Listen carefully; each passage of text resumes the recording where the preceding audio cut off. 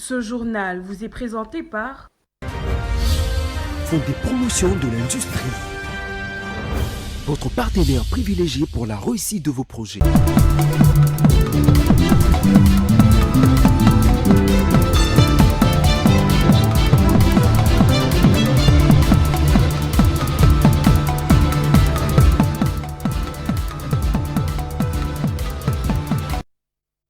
Bienvenue à cette livraison d'actualité, mesdames, messieurs. Voici les deux principaux titres de ces 17e jours du 7e mois de l'année 2025. Plus d'1,5 million d'élèves prennent part au TENASOSP, les élèves donc de la 8e année et qui prennent part à ces tests sur toute l'étendue de la République démocratique du Congo. Ces tests qui a débuté ce jeudi s'avèrent donc crucial pour leur orientation. Et puis à l'international, la compagnie d'électricité publique sud-africaine Eskom a annoncé son intention de passer à des sources d'énergie principalement propres d'ici 2040.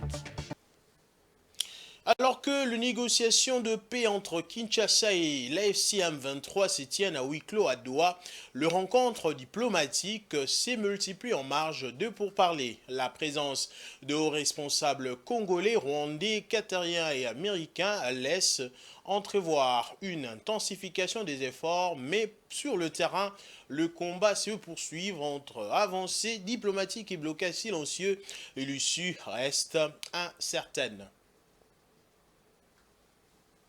Et pendant ces temps, l'autorité coutumière vient d'apporter son soutien au pacte social initié par la SENCO et l'ECC. Dans une déclaration faite ce jeudi à Kinshasa, la délégation conduite par Sa Majesté Mwai Mungongo Junior a réaffirmé sa volonté d'accompagner le processus pour un retour de la paix en RDC. Regardez. L'intention de la délégation de la SENCO et ECC. Nous, chefs coutumiers de la République démocratique du Congo, réunis sous l'autorité de son président national, Mwenda Bantou Mulongo Godefroy Junior, l'Alliance nationale des autorités traditionnelles du Congo, ANATC en sigle, faisons la déclaration suivante. 1. Conformément à l'article 207 de la Constitution, l'autorité coutumière a le devoir de promouvoir l'unité et la cohésion nationale, car pour elle, sans paix, il n'y a pas de développement. 2. Dans le cadre de la recherche de la paix, les autorités coutumières étant l'arbre à palabre au milieu du village, encourageons les initiatives de dialogue. 3. Nous soutenons les différentes démarches de résolution panafricaine en vue de la recherche de la paix. 4. Lançons un vibrant appel au respect des chefs coutumiers, chefs de chefferie, chefs de groupement et chefs de village sur tout le territoire national. Soutenons la démarche mise en place par le pacte social pour la cohésion nationale à l'initiative des évêques de la SENCO et ECC. Allons dans le Haut-Katanga où le commissaire provincial de la police a ordonné la suppression des arrêts illégaux dits Kimbirikité à Lubumbashi. Il a également annoncé un renforcement de la collaboration avec la DGRAD pour améliorer la mobilisation de recettes conformément à la législation en vigueur. Patience Lokeke.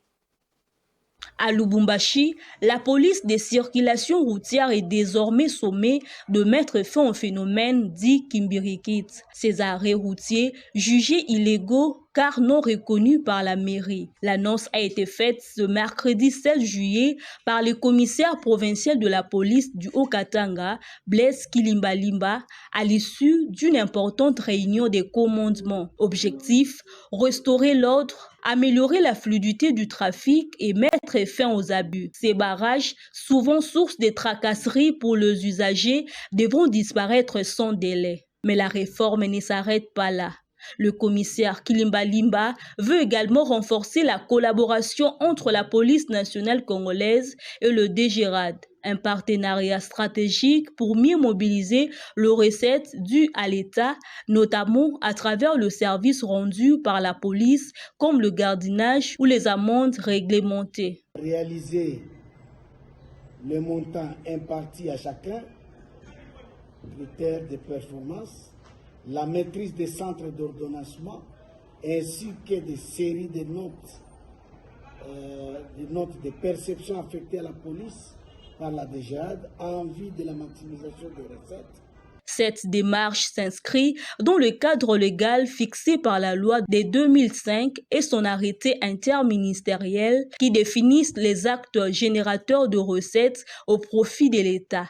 Une commission interne de suivi et de contrôle a d'ailleurs été mise en place pour garantir la transparence et le bon usage de ces fonds. Présent à cette réunion, le directeur provincial de la DGRAD, Michel Katunda Mandevou, a salué l'initiative, appelant la police à jouer pleinement son rôle de service d'assiette. Enfin, le commissaire a également évoqué la problématique des véhicules sans plaque ou avec des fausses plaques. Une réunion est annoncée avec la DGI pour étudier les mesures à prendre face à ces phénomènes. Une série de réformes donc qui visent à assainir les pratiques policières sous la voie publique tout en renforçant la capacité de l'État à mobiliser ses recettes. Et puis dans le domaine de la santé, la République démocratique du Congo est confrontée à une crise sanitaire aiguë marquée par la résurgence du choléra, de la rougeole, d'Ebola, de la fièvre jaune et du paludisme. Malgré les efforts des autorités, les conflits armés à l'Est, le manque d'accès aux soins et la méfiance envers les vaccins compliquent la riposte. Campagne de vaccination et actions de sensibilisation se multiplient, mais la santé des millions de Congolais reste menacée. Gigi Nende. Provinces sont affectées, notamment le Kasaï, le Sud Kivu, le Nord Kivu, le Haut-Katanga, le Haut-Lomami, la Chuapa, le Lualaba, le Sankuru, l'Équateur, l'Ituri, le Maniema et même la capitale Kinshasa. La Chopo est actuellement l'épicentre du choléra, tandis que Kinshasa est devenue la deuxième province la plus touchée sur les 26 que compte le pays depuis la semaine dernière. Pour répondre à ces flambées, les autorités congolaises ont intensifié les campagnes de vaccination, notamment contre la rougeole et la fièvre jaune. Dans le cadre de la lutte contre la Mpox, le Japon a offert hier 1 500 000 doses de vaccins, un soutien important pour renforcer la réponse vaccinale nationale. Ces vaccins peuvent également être administrés aux enfants, une avancée significative dans la protection des plus vulnérables. Le paludisme reste une menace permanente endémique en RDC, il continue de faire des ravages. Les autorités mènent régulièrement des campagnes de distribution de moustiquaires imprégnés, sensibilisent la population à l'importance des traitements préventifs, en particulier pour les femmes enceintes et les enfants, et ont introduit tout récemment le vaccin contre la malaria. Malgré tous ces efforts, la réponse sanitaire reste confrontée à de nombreux obstacles, insécurité persistante dans l'Est, infrastructures médicales insuffisantes, accès difficile aux soins et méfiance envers les vaccins. Pour faire face durablement à ces épidémies, un renforcement des capacités du système de santé et une mobilisation internationale plus soutenue sont indispensables. Même si la RDC se félicite de disposer d'un système de renseignement bien rodé et d'un système de santé structuré en zone de santé, la multiplication des foyers épidémiques sur la durée pourrait finir par saturer ce dispositif. Si les flambées se prolongent, ce système pourtant bien conçu pourrait être dépassé, faisant basculer le pays dans un véritable chaos sanitaire. Mais pour l'instant, on est encore loin d'un tel scénario. Je l'ai annoncé tantôt au sommaire, plus de 1,5 million d'élèves de la 8e année prennent part au OT-NASOSP sur toute l'étendue de la République. Ce test qui a débuté ce jeudi du 7 juillet s'avère crucial pour leur orientation scolaire et professionnelle. À Kinshasa, les élèves du centre Saint-Joseph de la Gombe ont clôturé la première journée consacrée aux sciences et aux mathématiques, exprimant leur satisfaction au micro de Géopolis Télévision. C'est aux environs de 11 cycle de l'éducation de base depuis son mise en œuvre en 2022. Patience Okeke et Giscard Tamba étaient sur place. C'est aux environs de 11 heures, heure de Kinshasa, que les élèves de la 8e année affectés au centre Saint-Joseph de la Gombe ont terminé la première journée du TENASOSP, le test national de sélection et d'orientation scolaire et professionnelle. Pour cette première phase, les candidats ont été évalués sur le matière de sciences et de mathématiques. Visiblement satisfaits, plusieurs d'entre eux ont livré leurs impressions à la sortie des salles. Ça s'est bien passé, il n'y avait rien de compliqué. Les mathématiques étaient assez simples, il fallait juste un peu se concentrer. Tout était facile, il y avait des assertions. Donc, quand tu calcules, tu trouves la réponse, tu entoures, tu mets dans la grille des réponses. Les questions étaient plutôt simples. Aujourd'hui, c'était maths et SVT. Là, on a parlé de l'arbre, on a aussi posé une question sur l'œuf. Il y avait vraiment beaucoup de questions simples. Il y avait aussi des questions qui parlaient de notre section. Où on va partir. On nous demandait si on va partir, si on va faire quel travail. Ça s'est bien passé malgré qu'il y ait quelques difficultés. J'ai su répondre. Dans la science mathématiques, sciences physiques, technologie, chimie et informatique. Là, c'est l'examen de langue et culture générale. Ces tests, introduits en 2022, marquent la fin du cycle de l'éducation de base en RDC. Ils concernent cette année plus d'1 590 000 élèves à travers tous les pays. Étalé sur 2 jours, le TENASOSP permettra de déterminer l'orientation future des apprenants tant sur le plan scolaire que professionnel. On va prendre cette information. Tike Fungurume Mining a remis lundi 14 juillet une série d'ouvrages à la communauté de sa concession minière, dont une station de pompage de 200 mètres cubes d'eau potable dans l'agglomération de Mpala. La présence du Mwami, le roi des Baéké, a donné un cachet spécial aux remises que TFM a effectuées en exécution de son cahier de charge. Un engagement pris avec sa communauté riveraine dans le domaine de l'éducation, la santé et l'agriculture, des secteurs porteurs pour la construction d'une infrastructure sociale solide.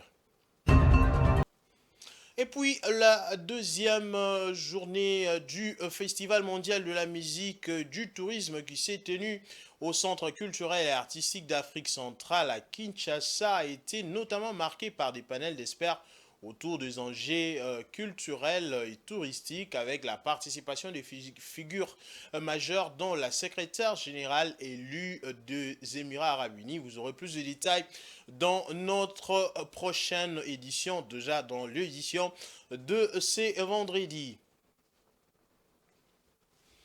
Et puis, on va parler de ces sujets très importants, une tradition ancestrale profondément enracinée dans de nombreuses cultures africaines. La dot continue de susciter des débats souvent perçus comme un simple échange matériel entre familles. Elle fait toutefois l'objet d'une analyse plus nuancée par les sociologues Dueve Bekolo. Celui-ci plaide pour une réflexion collective visant à préserver les aspects positifs de cette pratique tout en luttant contre ces dérives. Gigi Nende pour plus de détails.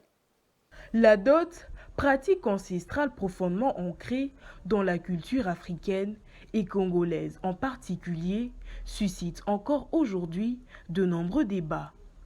Souvent perçue comme un simple échange matériel entre deux familles, elle revêt pourtant une signification bien plus complexe.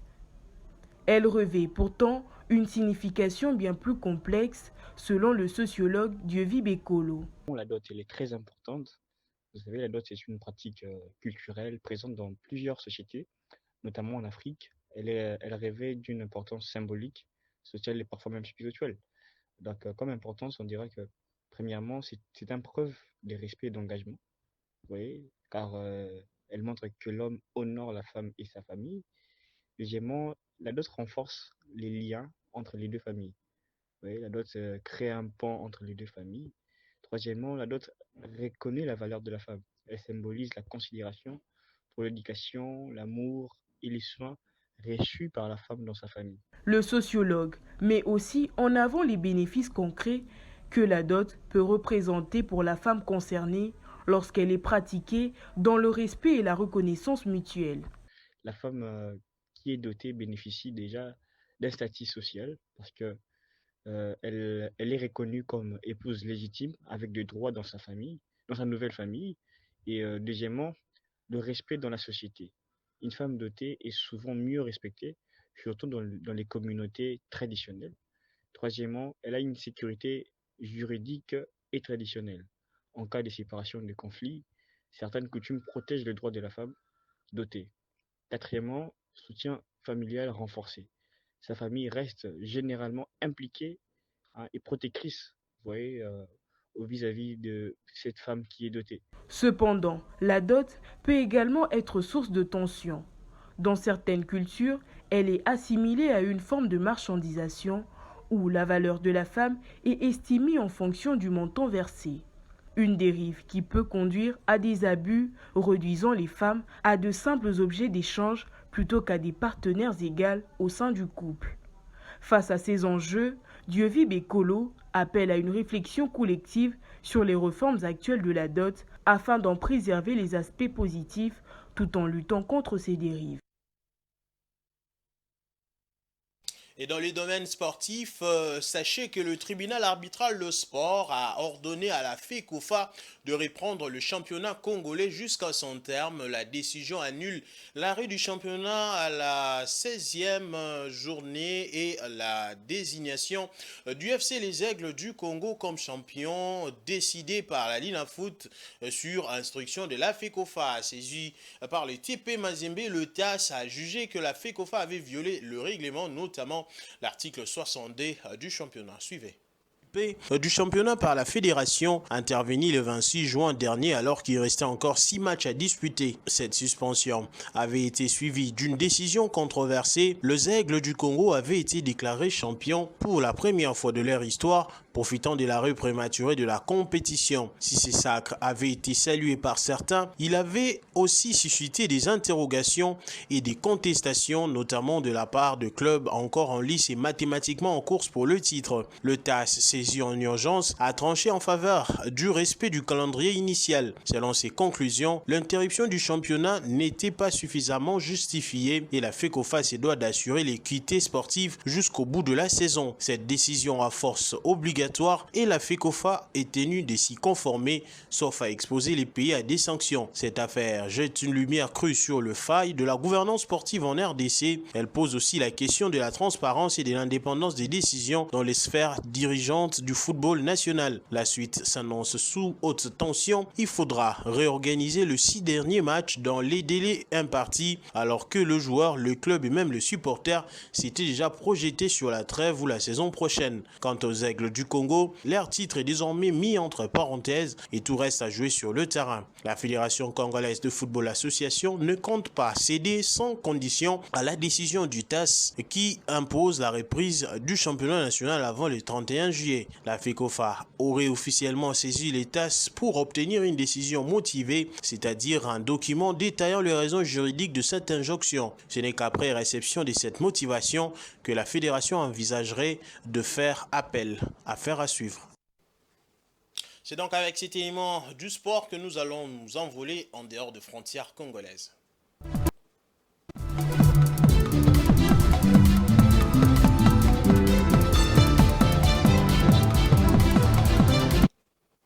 La compagnie d'électricité publique sud-africaine Eskom a annoncé son intention de passer à des sources d'énergie principalement propres d'ici 2040. Elle a présenté ses derniers plans pour cette transition. Actuellement, l'entreprise nationale utilise essentiellement le charbon pour produire de l'électricité. Suivez. Elle a présenté mercredi ses derniers plans pour cette transition. Actuellement, l'entreprise nationale utilise essentiellement le charbon pour produire de l'électricité. Eskom vise à atteindre une capacité de 32 gigawatts d'énergie renouvelable d'ici 2040 contre moins de 1 gigawatt actuellement. Tandis qu'elle souhaite réduire sa capacité charbonnière de 39 gigawatts à 18 gigawatts au cours de cette période, selon une présentation de l'entreprise sur ses sources d'énergie aux législateurs. Eskom a déclaré qu'elle allait déployer de projets d'énergie renouvelable en combinant la remise à niveau d'anciennes centrales à charbon dont la fermeture est prévue et de nouveaux projets. La remise à niveau consiste à remplacer des anciens équipements de production de l'électricité par des technologies plus récentes. Eskom a identifié plusieurs anciennes centrales à charbon où elle remplacera les unités de production par des centrales à énergie renouvelable ou à gaz. L'entreprise disposera d'une unité commerciale interne dédiée aux énergies renouvelables pour mettre en œuvre de projets et établir de partenariats avec des entreprises privées. Parmi les obstacles à la réalisation de ces objectifs en matière d'énergie propre, Eskom a cité le poids de sa dette de 400 milliards d'euros qui, selon elle, continue de freiner les investissements dans les énergies renouvelables. Il a également mentionné l'augmentation de dette des municipalités sud-africaines à son égard et l'incertitude qui règne autour des tarifs réglementés de l'électricité qui sont inférieurs au niveau nécessaire pour couvrir ses coûts. Et puis le gouvernement namibien a alloué 4,3 millions de dollars à la municipalité de Walvis Bay. Cet investissement vise à l'aménagement du site de Farm 37 et la construction de 200 logements à bas prix, marquant le lancement d'une initiative nationale ambitieuse en faveur de l'habitat abordable. Patience Okeke. Une enveloppe de 4,3 millions de dollars a été allouée à la municipalité de Walvis Bay en Namibie pour la construction de 200 logements abordables. Ces projets qui visent à réduire la crise du logement dans le pays devraient être achevés en 2 mois. Il s'inscrit dans le cadre du programme national de modernisation de quartiers informels de masse dont l'objectif est de fournir des logements décents aux personnes à faible revenu. Le ministère namibien du développement urbain et rural, par l'intermédiaire du conseil municipal, a été mandaté pour construire 1250 logements, illustrant la volonté des autorités d'agir rapidement face à la crise du logement. La municipalité de Walvis Bay a par ailleurs investi 6 millions de dollars supplémentaires pour les infrastructures de base telles que l'eau, l'assainissement, l'électricité afin d'assurer la viabilité et la fonctionnalité de ces habitations. En dépit de ces initiatives, la Namibie fait face à un déficit colossal de 300 000 logements selon l'entreprise nationale pour les logements. L'objectif de l'entreprise est de construire au moins 8 000 logements sur 5 ans, ne représentant qu'une part minime de besoins réels. Une autre manière de vous informer, c'est au travers de journaux parus dans la ville de Kinshasa ce jeudi du 7 juillet 2025 avec le commentaire de Domomat.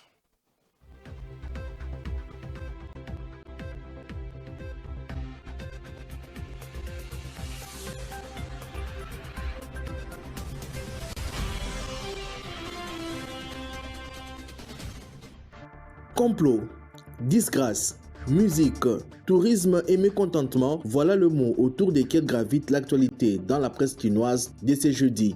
Mesdames, Messieurs, bonsoir et bienvenue à cette revue de presse. Info 27 écrit.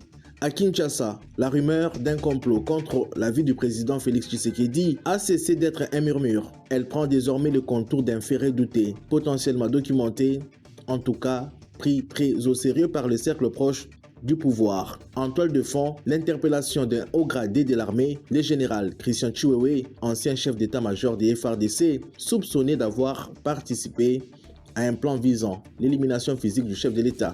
Mais que s'est-il réellement tramé dans les arcanes feutrés du pouvoir militaire? S'agit-il d'un coup d'État avorté ou d'un simple emballement sécuritaire? Les services de renseignement, fidèles à leur réputation des grandes muettes, gardent jusqu'ici le silence, tandis que le parti présidentiel, lui, parle et ses propos inquiètent. De son côté, Forum des As s'interroge sur le cas du gouverneur du Haut-Katanga. Ne serait-il pas déjà tombé en disgrâce? Bien que convoqué, Jacques Kaboula n'a pas fait le déplacement à Kinshasa, son entourage évoquant des raisons de santé. Cependant, plusieurs observateurs politiques y voient une manœuvre dilatoire dans un contexte où les gouverneurs récalcitrants font souvent l'objet des mesures coercitives. L'absence de Kaboula a donc conduit à l'activation immédiate de la procédure d'intérim confiée à son vice-gouverneur Martin Kazembe, un cadre expérimenté et dont la loyauté envers le gouvernement central ne fait guère de doute. Cette nomination, bien que technique, pourrait marquer un tournant dans la gouvernance du Haut-Katanga, province stratégique tant sur le plan économique que politique. Pour des observateurs, la réaction rapide des autorités centrales démontre une tolérance zéro envers toute parole jugée conciliante envers Joseph Kabila et ses alliés dans un climat où la suspicion d'ingérence étrangère et des collusions avec les groupes armés reste vive. Certains analystes estiment que cette convocation et son contournement par Kaboula pourraient précipiter une crise ouverte entre Lubumbashi et Kinshasa, voire aboutir à une destitution pure et simple du gouverneur si celui-ci persiste dans son refus de s'expliquer devant les instances nationales. La tempête des tropiques, pour sa part, souligne l'ouverture mercredi 16 juillet par le président de la République Félix Tshisekedi du premier festival mondial de la musique et du tourisme au centre culturel de Kinshasa. L'événement a pour thème la route de la rumba pour la paix en RDC. Durant 3 jours, la capitale congolaise accueille ces rendez-vous uniques qui se déroulent sur 3 sites différents, l'échangeur de Limité, les centres culturels et artistiques pour le pays de l'Afrique centrale ainsi que l'esplanade du palais du peuple. Cela avait pour ambition de promouvoir la paix par la culture et de mettre en lumière la richesse artistique et touristique de la République démocratique du Congo. Enfin, le potentiel s'intéresse aux réactions suscitées par les différents contrats colossaux signés par le gouvernement congolais avec certains clubs européens. Si le gouvernement justifie ces accords comme une stratégie de soft power visant à renforcer la visibilité du pays et à dynamiser les secteurs sportifs, plusieurs voix s'élèvent pour dénoncer ce qu'elles jugent être des dépenses excessives déconnectées des réalités socio-économiques du pays. Ces critiques traduisent un profond mécontentement face à ce qu'ils perçoivent comme un gaspillage des ressources publiques dans un contexte de besoins sociaux urgents. Fin de cette revue de presse. Merci à vous de l'avoir suivi et à la prochaine. Voilà, c'était donc la revue de presse de Don Momat. Avant de boucler complètement ces journaux, Geopolis Télévision est très heureux ce jeudi. En effet, l'un des agents, Damani Mujinga, du journal télévisé sur votre chaîne, Damani Mujinga, vous la connaissez. La star numéro 1 s'est civilement mariée à Mehdi Pambou ce jeudi 17 juillet 2025 à Kinshasa. Cette cérémonie remplie d'émotions s'est déroulée en présence des parents, des amis, de proches et des collègues de service. Suivez donc le film de ces mariages. Damani Mujinga, ne plus un cœur à prendre. Elle appartient désormais à Mehdi Pambou, dans une ambiance chaleureuse, remplie de joie et d'émotion, comme on peut le voir sur le visage de parents, amis proches et même de collègues de service. Damani s'est officiellement mariée civilement à Mehdi ce jeudi du 7 juillet 2025 au restaurant Cuisine Parfaite situé dans la commune de La Gombe. Présentatrice du journal télévisé, membre de la rédaction et star numéro 1 de Geopolis Télévision, la désormais Madame Pambou a fait l'honneur non pas seulement à ses parents et ses proches, mais aussi à William Albert Kadingay, patron du groupe de presse Geopolis Forum, qui s'est déplacé personnellement pour bénir la salle qui a abrité l'union de celle qui est son assistante, mais surtout sa fille. Très ému et heureux, parents, amis et collègues de travail se sont exprimés. Je suis très content, très satisfait. Damani, comme vous l'avez dit, Damani c'est ma fille. Et vous savez que lorsqu'un parent marie sa fille, il ne peut être que content. Donc je suis très content du mariage de ma fille Damani et je ne peux que lui souhaiter bon vent dans le mariage. La cérémonie s'est bien passée. La famille était vraiment contente, les amis, tout ça. Et on sent vraiment que c'est un couple qui est vraiment amoureux. Et ils nous ont même relaté leur petite histoire, comment ils se sont rencontrés. Et je connais Damani à peine, ça fait une année de couchage chez Geopolis. C'est une fille très polie, bien éduquée, et je l'apprécie énormément. Bon, vous savez, en tant qu'ami de Mehdi, chaque ami, on sait reconnaître que chacune des personnes a une particularité.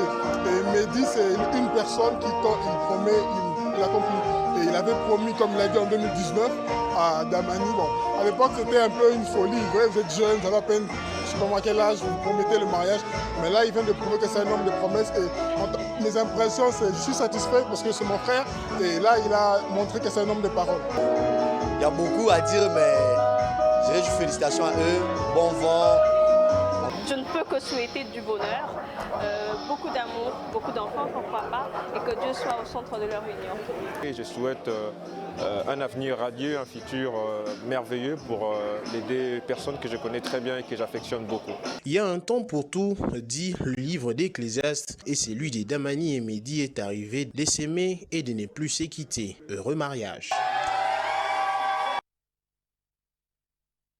Là encore, après Serge Kaniki, c'est le tour de Damani. Prochainement, nous reviendrons pour un autre agent de Géopolis Télévision. Heureux mariage. Damani Mujinga et à Mehdi Pambou, celle qui est devenue aujourd'hui Madame Pambou. C'est avec cette bonne nouvelle que nous bouclons ce journal, Madame, Messieurs. Voici les deux principaux titres.